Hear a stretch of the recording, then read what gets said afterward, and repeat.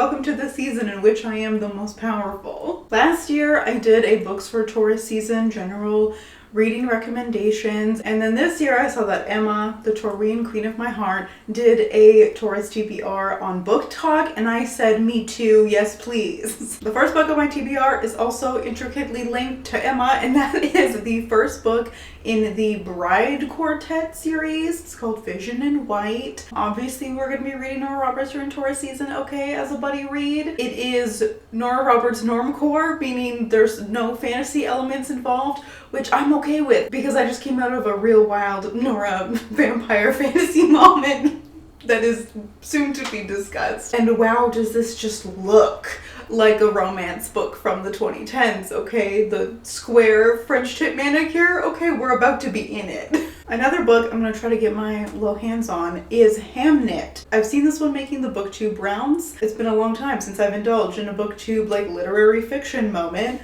Looked it up. Shakespeare is a Taurus, okay? So I think this is gonna be great. Someone recently described it as being good for people who liked Circe, which has me intrigued. Another Taurian icon that I will be reading is Swollening by Jason Purcell, who you may recognize from booktube days of yore and currently of Glass Bookshop. So they have recently come out with their first poetry collection, and words cannot describe how excited I am to like really sink into this. It's about the intersection of queerness and illness and focusing in on the body, you know what I'm saying?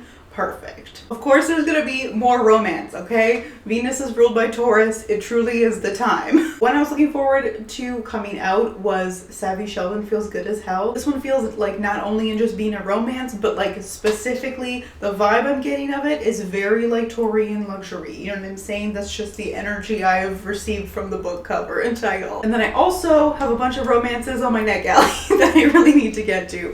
One is the follow-up to the Wisteria Society for Lady Scoundrel, which I believe is called the League of Gentlewoman Witches, which I'm very excited for. Feels like it's gonna be very just like lush and fun. I'm also definitely gonna be reading some middle grade, okay? For the inner child healing alone, okay? But also just like indulging in things that make you happy and that you love. 'Tis the time. So in particular, I think I'm going to read the third book in the Arusha Pandava series. This one is called The Tree of Wishes. I've read the first two, again, yet to be discussed. We're behind on wrap-ups, okay? Don't worry about it.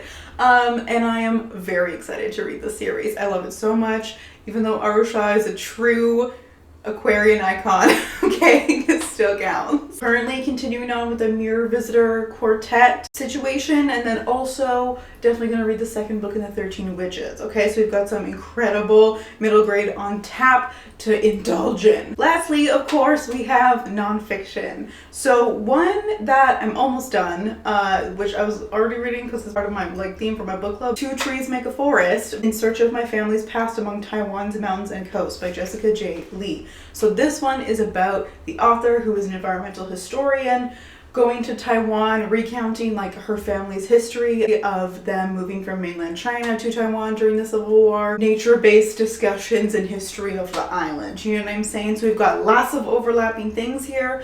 We have roots in terms of family, roots in terms of literal trees, okay? Another one I've been reading on my phone is a book called Gardening Naturally, and it is a fantastic, easily accessible book about gardening, and especially there's a focus on like how to garden in a way that's actually helping your local environment around you. Because this year I have gotten into gardening, okay? Monty Don got to me, finally. I started growing things from seed for the first time, and when they started to germinate, I absolutely lost it, okay? I understand why people garden now. It's for the adrenaline rush. A nonfiction book I'd like to start during this abundant season is Bodywork, The Radical Power, a Personal Narrative by Melissa Phoebos. I should have looked that up. Once again, we are focusing on healing the body, groundedness, stepping out of our comfort zones in terms of the narratives we create for ourselves. You know what I mean? I may have forgotten a few. Okay, one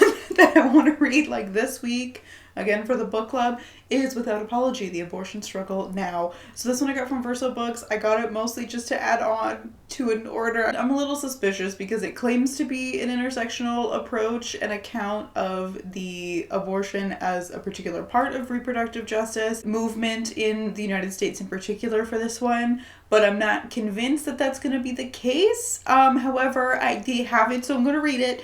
And, you know, being able to do whatever you want with your body with no apologies or shame. Hello. Also, I have Women Talk Money, Breaking the Taboo, a collection of essays. So this one I do think is going to be more of a broad intersectional approach in terms of people discussing their relationships with money from their many different standpoints and situations. Money, it's important to talk about in Taurus season, or maybe it's not, okay? Because this is the time to go all out.